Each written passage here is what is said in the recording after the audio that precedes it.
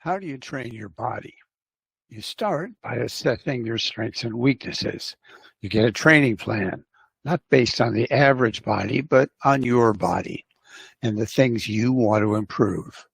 You do exercises and you receive feedback to tell you how you're responding. If you jog, you watch your heart rate. To train for strength, you watch the weight you're lifting. You train your brain the same way. Brain Trainer's assessment helps you to identify a wide range of areas you might like to change in your experience and performance, not to make you average, but to allow you to be your best. Every brain creates itself based on two things. First, its genetic makeup and what it learned in the womb and the birth process. Second, the experience it's had during its life. For a child, every experience is new. The brain must decide how to deal with it successfully. And once it's done that, it encodes that strategy as an electrical pattern. And the older it gets, the more those habits guide how it experiences and reacts to the world and itself. Energy patterns are the key to training your brain. The assessment maps how your brain activates, and it identifies areas where the habits your brain learned when you were very young are limiting your ability to become the best you today. These habits may not be the best way to deal with your world as an adult. We all have habits we'd like to change, and we know how hard it is to do that because habits are automatic.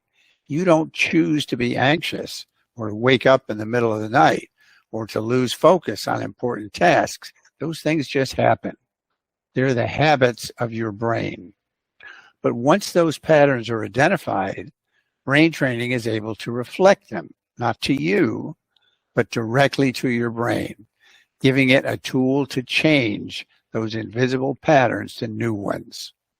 Your brain may be dominated by low energy activity, so you have a problem with attention or learning. If you've experienced trauma, your brain may produce very high energy related to anxiety. Relationships between how much of each type of energy you have, where and when you have it, can all be seen in the assessment.